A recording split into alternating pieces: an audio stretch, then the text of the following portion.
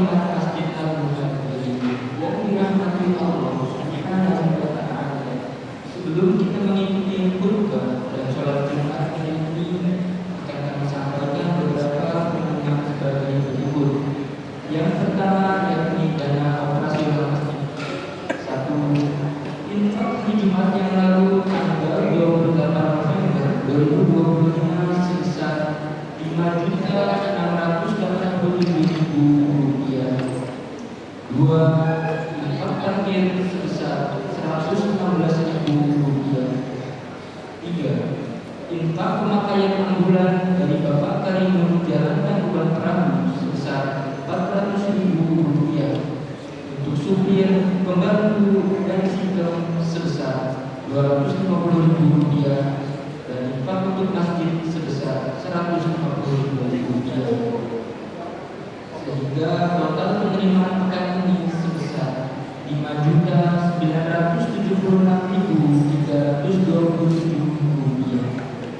Sedangkan jumlah pengeluaran pekan ini sebesar Rp20.240.000, dikarenakan ada pemberian honor karyawan sebesar Rp18.200.000, sehingga saldo kas masjid hari ini sebesar Rp19.427.095.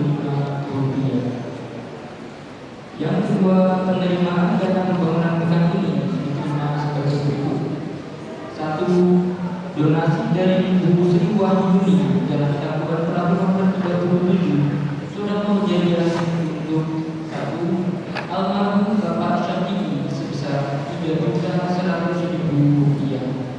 Yang kedua, untuk almarhum Muhammad Fahriza sebesar Rp1.000.000. 2. Donatur tetap RT 12 Jalan Tangkuban Perahu sebanyak 1 orang sebesar Rp100.000. 3. Donatur tetap RT 5 Jalan Kerinci sebanyak 1 orang sebesar Rp150.000. 4. Donatur tetap RT 8 Jalan Semeru sebanyak 1 orang sebesar Rp100.000. 5. Donatur tetap oleh Fatimah Nabutek sebesar Rp100.000. 6. Infak melalui online dari RT 1 hingga RT 12 dengan total sebesar Rp11.130.700 dengan keterangan yang pertama, setor ke bank via transfer sebesar Rp200.000, dan yang kedua, setor ke bank via kas sebesar Rp10.930.700 dengan rincian per RT sebagai berikut. Yang pertama, RT 1 Jalan Selamat dan Jalan Tidak sebesar Rp973.500. Yang kedua, RT 2 Jalan Malioboro sebesar Rp1.104.800. Yang ketiga, RT 3 Jalan Raung sebesar Rp422.000. Lalu RT 4 Jalan Bromo sebesar Rp337.900. RT 5 Jalan Kerinci sebesar Rp1.140.200. RT 6 Jalan Tawin sebesar Rp816.500. RT 7 Jalan Labu sebesar Rp1.782.000. RT 8 Jalan Semeru sebesar Rp957.700. RT 9 Jalan Arjuna sebesar Rp1.232.800. RT 10 Jalan Mulia sebesar Rp320.800. RT 11 Jalan Sindoro sebesar Rp512.000. Dan yang terakhir, RT 12 Jalan Tangkuban Perahu sebesar Rp1.530.500. Lalu donasi berikutnya yaitu bagi hasil bank syariah sebesar Rp438.313. Yang kedelapan ada donasi melalui kris Bank Syariah Bukopin sebesar Rp6.308. Yang kesembilan, donasi melalui kris Bank Syariah Indonesia tanggal 28 November dan 30 November 2025 sebesar Rp8.000. Dan yang terakhir, transfer dari Bank Syariah Indonesia sebesar Rp150.000. Sehingga total penerimaan dana pembangunan pekan ini sebesar Rp16.083.321. Sedangkan jumlah pengeluaran dana pembangunan pekan ini sebesar Rp2.511.000. Sehingga saldo kas dana pembangunan hari ini sebesar Rp598.694.668.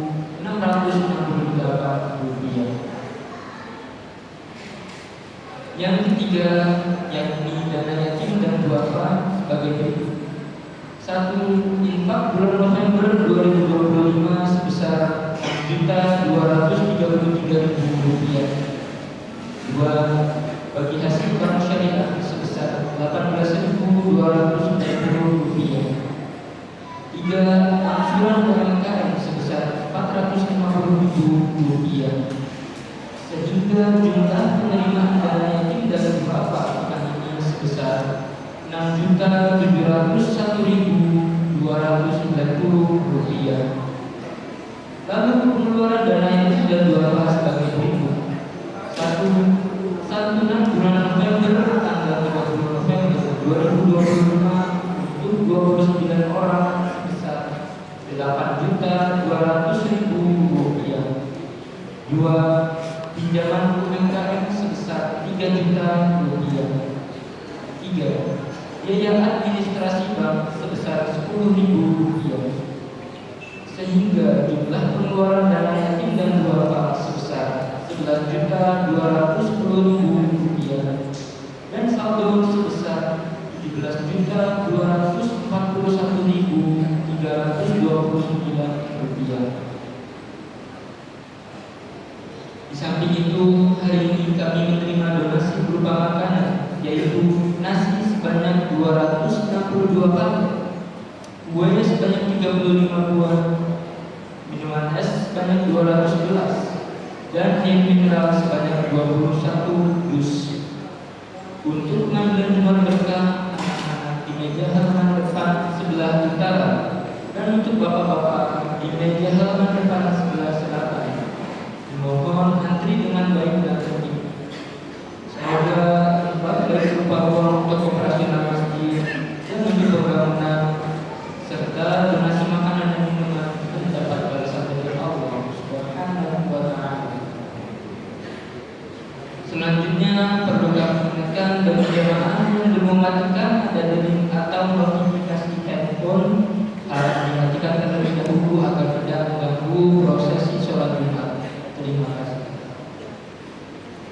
Hari ini Jumat tanggal 5 Desember 2025 Miladiah bersamaan dengan tanggal 14 Januari akhir 1447 Hijriah yang akan bertindak selaku khotib Jumat adalah Bapak Ustadz M. Fauzi MPDI dan khotib Jumat depan insya Allah Bapak Ustadz Dr. Andes Haji Ali Mahmud Al-Hafid. Sedangkan untuk imam sholat depan adalah Ustadz Felix Siswanto Al-Hafid dan muadzin Ustadz Harto. Demikian pengumuman dari takmir Masjid Al-Muhajirin hari ini. Semoga Allah Subhanahu wa Ta'ala menerima semua amal dan ibadah kita sekalian. Amin ya rabbal alamin. Wabillahi taufiq wal hidayah. Wassalamualaikum warahmatullahi wabarakatuh.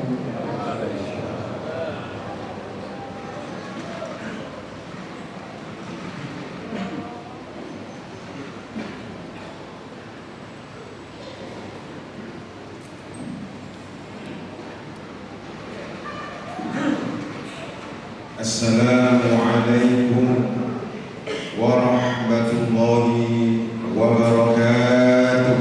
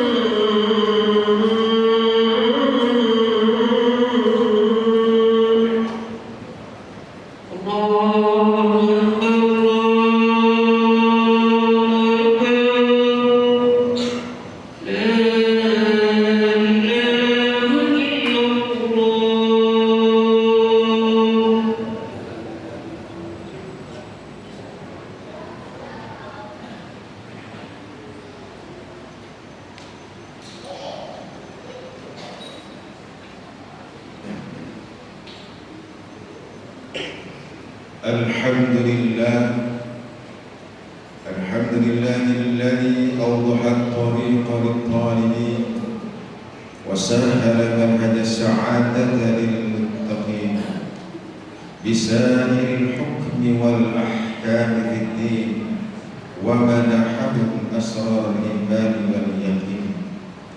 أشهد أن لا إله إلا الله وحده لا شريك له، وأشهد أن سيدنا ونبينا ومولانا محمد صلى الله عليه وسلم.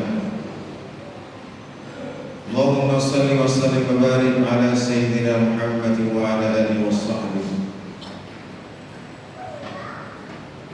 أما بعد، فيا عباد الرحمن، فإني أوصيكم بتقوى الله، فقد فاز من اتقى والمنام. وقد قال الله تعالى في القرآن الكريم وهو أصدق القائلين: أعوذ بالله من الشيطان الرجيم، بسم الله الرحمن الرحيم. ربنا لا تزغ قلوبنا بعد إذ هديتنا وهب لنا من لدنك رحمة إنك أنت الوهاب. الآية. صدق الله العظيم. ومعاشر الحاضرين جمع صلاة الجمعة مسجد المهاجرين رحمهم الله. Mari bersama kita di dalam mengarungi kehidupan di dunia kita ini untuk bersama selalu dan selalu mampu dan bisa menambah nilai ketakwaan kita, nilai rasa syukur kita kepada Allah Subhanahu wa Ta'ala. Disebabkan dan dikarenakan bahwa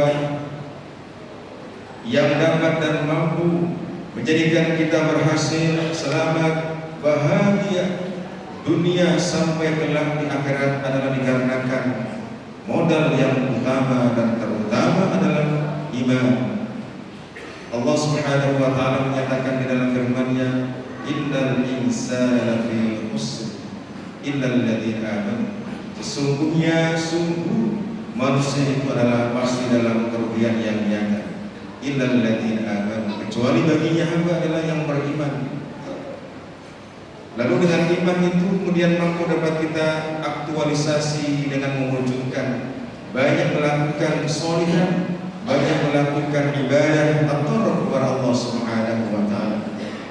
Illal ladzina amanu wa 'amilus sholihat. Yang kedua selalu adalah diiringi dengan perbuatan yang baik. Apa perbuatan baik? Aktualisasi dari keimanan yang tidak hanya sebatas dalam lisan, yang tidak hanya sebatas kita dengarkan di lisan, namun wujud daripada keimanan kita adalah mampu kita wujudkan dengan apa perbuatan. Yang ini bersama dalam hidup. Kalaulah sepanjang hidup kita ini Allah memberikan nikmat, yang sepanjang hidup kita ini adalah tak ada jeda, Allah berikan nikmat sepanjang kehidupan kita. Jika kemudian Allah berikan uji, tentu tidak sebanding dengan kenikmatan yang Allah beri. Maka tentu bagi kita hamba yang beriman, bersama kita memupuk hati kita untuk selalu dan selalu bersyukur, walaupun kemudian Allah beri uji, kita nikmati dalam mengarungi penuh dengan kesabaran dan ketabahan.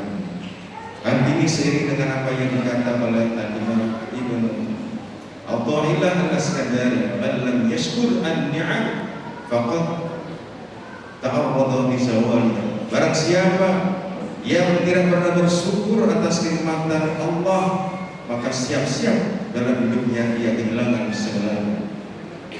Waman yashkur ni'am faqad aqayyada yang khaliah. Namun sebaliknya, barang siapa kita yang hidup di dunia yang penuh dengan bersyukur dalam kehidupan kita ini, yang tak pernah mengukur, lalu bagi kita manakala selalu bersyukur kepada Allah, faqad ta'arrada ya khaliya. Salahnya kita dalam mengikat dengan penuh sekuat-kuatnya agar kenikmatan yang ada tidak segera sirna dalam kehidupan kita. Bahkan kalau kemudian kita bersyukur atas segala kenikmatan yang Allah beri, akan datang kemudian kebaikan dan nikmat yang besar yang tiada disangka dari mana datangnya. Karena hal itu adalah kita modali dengan utama bertakwa kepada Allah. May yattaqillaha yaj'al lahu makhrajan wa yarzuqhu min haitsu la yahtasib. Dan barang siapa yang mau dengan takwa kepada Allah, yang takwa dengan yang sesungguhnya, maka pasti Allah akan berikan jalan keluar dalam kehidupan kita, dan pasti Allah akan berikan jalan keluar itu tiada yang mampu dari mana datangnya jalan yang mudah apa yang kita hadapi dalam kehidupan kita semua. Mudah-mudahan kita semuanya adalah tergolong dan termasuk yang hadir pada hari ini jemaat, termasuk di antara hamba Allah yang selalu hidupnya bersyukur dan bersyukur atas segala kenikmatan yang Allah beri. Amin Allahumma amin. Kita bersyukur itu harusnya adalah dengan selalu bahagia. Jangan bahagia kemudian bersyukur, tetapi yang pasti menentukan sebuah kebahagiaan dalam karena syukur kita. Jika hidup kita ini adalah nyata dalam hidup yang pasti nyata diberikan Allah uji dengan kekurangan, namun kita selalu bersyukur dan merasa cukup, di situ Allah akan cukupkan dari yang merasa kurang. Bila kemudian sebaliknya manakala sudah Allah cukupkan dalam kehidupan kita, namun nyata dalam hidup tak pernah bersyukur dan tak pernah merasa cukup, ingat, hati-hati dengan apa yang sudah Allah cukupkan akan Allah kurangkan dalam kehidupan kita. Mudah-mudahan kita adalah termasuk bagian dari hamba yang walaupun nyata adalah masih kurang, tetapi kita selalu bersyukur dan merasa cukup. Jangan kemudian berbalik, jangan merasa kurang yang sudah Allah cukupkan dalam kehidupan kita. Ma'asyiral hadirin rahimakumullah. Tema pada siang hari ini adalah kita membahas tentang ada hal-hal yang dapat menjadikan sebuah rusaknya hati. Namun bagaimana kemudian dalam hidup kita ini agar hati selalu suci dan bersih? Maka ada 9 hal yang harus kemudian kita perhatikan di dalam kehidupan kita. Masyaallah hadirin rahimakumullah. Hati adalah merupakan sebuah pangkalan pokok yang dapat menjadikan segalanya bisa menjadi baik dan bisa menjadi buruk dikarenakan hati. Oleh karena itu hati adalah merupakan pengendali, pusat, penggerak semua perbuatan amal kita. Masyaallah hadirin rahimakumullah. Karena yang namanya hati adalah selalu cenderung untuk berbuat keburukan, berbuat kemaksiatan, dan berbuat condong kepada hal yang menuju kepada kezaliman. Ada satu hadis bagaimana Rasulullah mengatakan, ala inna fil jasadi mudghah idza salaha salaha al-jasad kullu wa idza fasada fasada al-jasad kullu illa huwa al-qalb. Rawahu al-Bukhari wa Muslim. Yang artinya bahwa ingatlah sesungguhnya dalam diri kita ini adalah ada segumpal daging, ada segumpal darah. Yang jika kemudian segumpal darah itu adalah manakala yang baik, maka sungguh seluruh badan kita akan menjadi baik. Namun sebaliknya jika segumpal darah itu adalah buruk, maka akan menjadi rusaklah seluruh tubuh kita. Ala huwanya qalbu. Apa itu? Ingatlah bahwasanya itu adalah qalb. Qalbun dari kata qallabah yang berbolak-balik. Maka oleh karena itu supaya hati kita tidak menjadi berbolak-balik, hati memang adalah selalu silih berganti. Bagaimana kita kemudian bisa menjadikan hati tetap eksis dalam keimanan, tidak terkurangkan sedikit pun, walaupun al-iman yazidu wa yanqus. Iman itu adalah bisa naik dan bisa turun. Bagaimana kemudian hati ini selalu terjaga dan bersih? Maka di sini terangkan di dalam satu kitab bahwasanya yang disebut dengan mudghah ini diterangkan dalam salah satu kitab Syarah Arba'in An-Nawawi, karangan daripada Al-Imam An-Nawawi Al-Bantali. Mudghah di sini adalah qit'atul lahmun saghirah biqadri ma yanqah. Artinya segumpal darah itu adalah hanyalah potongan daging yang sangat kecil, biqadri ma yanqah, yang sekiranya mulut hanya mampu untuk mengunyah. Maka dapatlah kita gambarkan bagaimana hati itu bentuknya dan sebesar apa, sebesar mampu mulut itu dapat mengunyah. Namun dengan yang kecil itu hati amat sangat berpengaruh dan dahsyat pengaruhnya dalam kehidupan kita. Masyaallah hadirin rahimakumullah. Maka di sini tidak panjang-panjang karena terbatas dengan waktu. Di dalam syarah kitab Arba'in An-Nawawi yang merupakan karangan Syekh Muhammad Ibn Abdullah Al-Jurdani, ini syarahnya. Bahwasanya di sana diterangkan dari salah satu halaman di 210. Zakarul ulama anna sulahal qalbi fi tisati asya. Sesungguhnya sepakat ulama mengatakan dan menyebutkan bahwa bersihnya hati adalah tergantung dengan 9 hal. Apa 9 hal yang dapat menjadikan hati kita suci, hati kita tetap dalam keadaan yang bersih? Yang pertama, ma'asyiral hadirin, adalah qiraatul Quran bitadabburi, yakni membaca Al-Quran dengan tadabburi setiap maknanya. Kadang kita ini hanya sebatas rutinitas membaca tanpa kemudian menghayati, tanpa kemudian mengarungi makna daripada apa yang telah kita baca. Maka tentu bagi kita jangan sampai dalam satu hari pun tak pernah membaca. Paling tidak seharusnya harus ada progres yang terbaik dan istimewa, bahwa ketika kita terbangun, mata yang selalu pertama melihat dalam Al-Quran ayat Allah. Ketika terbangun di sepertiga malam yang digapai oleh tangan kita adalah Al-Quran Karim. Ketika terbangun di sepertiga malam adalah lisan itu adalah yang pertama menyebut kalam-kalam Allah dan sebagainya. Kemudian yang kedua, apa yang menjadikan hati kita supaya tetap dalam keadaan suci dan bersih? Yang kedua adalah khilaful badri bitaqlilil aqli. Dalam arti bahwa hendaknya kita hidup ini selalu dapat mengosongkan perut dengan mempersedikitkan atau mengurangi makanan atau makan. Yang banyak dari kita ini adalah selalu ya status, bahkan kehidupan kita ini mohon maaf banyak yang flexing. Di mana ada tempat baru makan selalu kita datang yang pertama, bahkan kemudian menghambur-hamburkan makan. Banyak yang kemudian lalai bahwasanya dengan ketika kita perut yang dalam keadaan yang selalu kenyang, itu kata Rasulullah ada hal dua yang diperingatkan. Satu, ketika perut itu selalu kenyang adalah satu, bisa menjadikan otak bebal. Yang kedua, menjadikan hati beku. Maka kita ini jangan terbiasa dikit-dikit di mana makan, nyampe sini makan lagi. Hendaknya dalam hidup adalah khilaful badri bitaqlilil aqli.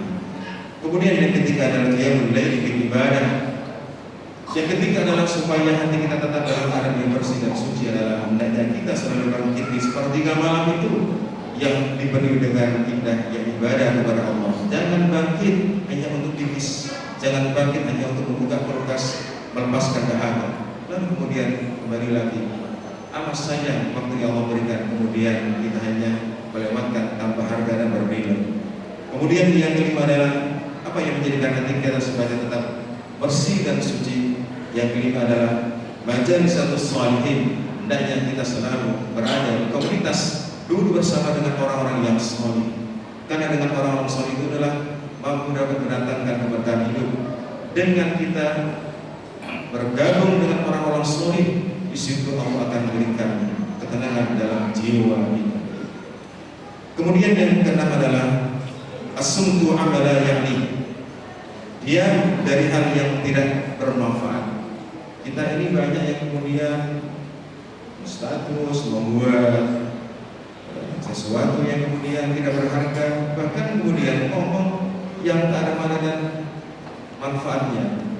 Tetapi hidup seperti itu yang selalu banyak manusia dalam diistiqomahkan. Apa guna dan manfaat kalau memang tidak ada nilai dan manfaatnya, maka tidak perlu kemudian kita banyak ngomong. As-sumtu amala yang hendaknya kita lebih baik diam, sesuatu perkataan yang tak bermakna dan bernilai. Kemudian yang ketujuh adalah al-husnatu an ahlil jahil.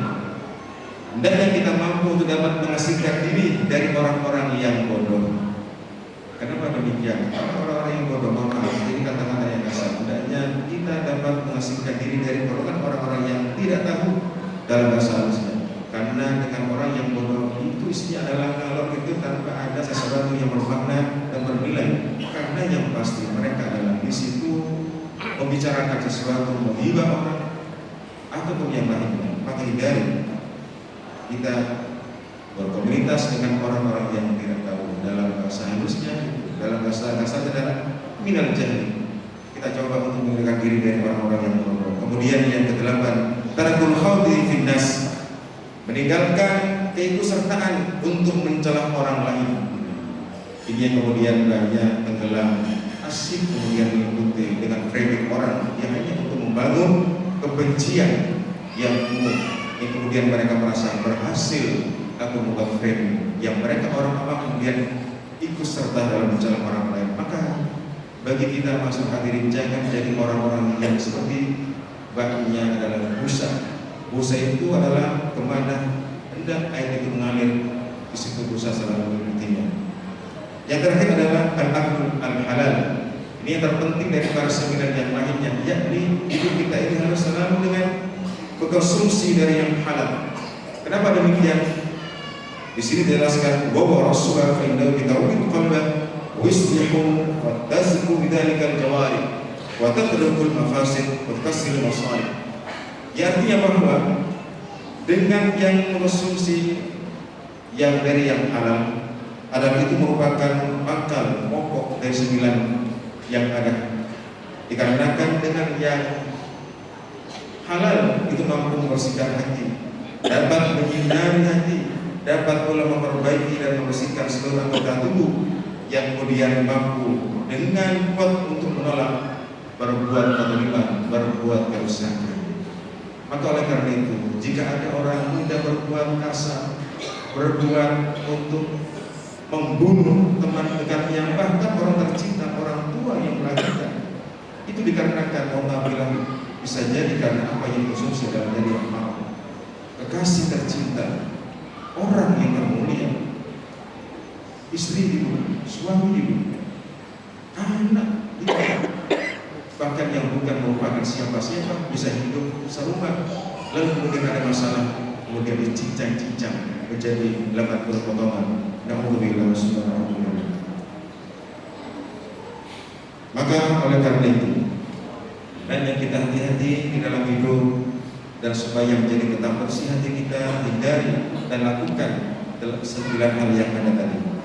Sebaliknya, waqtul harami wasyubhat yusril qalbah wa yadlamu wa yaksiyahu. Artinya bahwa bila sebaliknya hidup kita ini terbiasa berkonsumsi dari yang haram, mengambil yang bukan haknya, korupsi yang bukan haknya, mengambil punya orang lain, maka yang seperti ini adalah baginya akan menjadikan terbiasa untuk mudah melakukan kezaliman kepada orang lain, dan juga dengan mengkonsumsi yang haram itu dia akan menjadi sesuatu apa yang dilakukan tidak pernah merasa adanya penyesalan, dan dengan yang haram itu akan bisa menjadikan hati bengis dan hati menjadi kejam.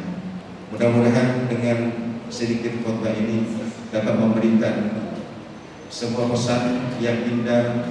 Mudah-mudahan pula kita ini adalah menjadi hamba Allah yang selalu bisa menjaga hati tetap bersih dan suci, maka kemudian dana kita bisa mengaktualisasikan, aplikasikan 9 hal yang sudah kami jelaskan kepada siang hari ini. Terima kasih. Mohon maaf bila kemudian ada kekurangan ilmunya. Barakallahu li wa lakum fil Qur'anil 'azim wa nafa'ana wa iyyakum bima fihi minal ayati wa dzikril hakim. Taqabbalallahu minna wa minkum tilawatahu innahu wal ghafurur rahim.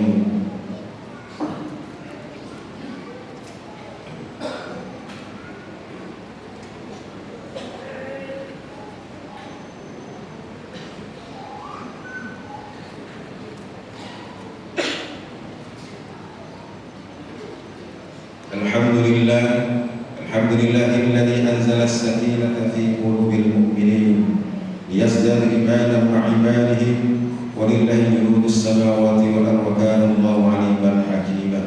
أشهد أن لا إله إلا الله وحده لا شريك له وأشهد أن سيدنا ونبينا محمدا عبده ورسوله لا نبي بعده. اللهم صل وسلم وكرم وعظم على سيدنا محمد وعلى آله وأصحابه ومن تبعهم بإحسان إلى يوم الدين. أما بعد، فعباد الرحمن أوصي وإياكم بتقوى الله وقد فاز من اتقى.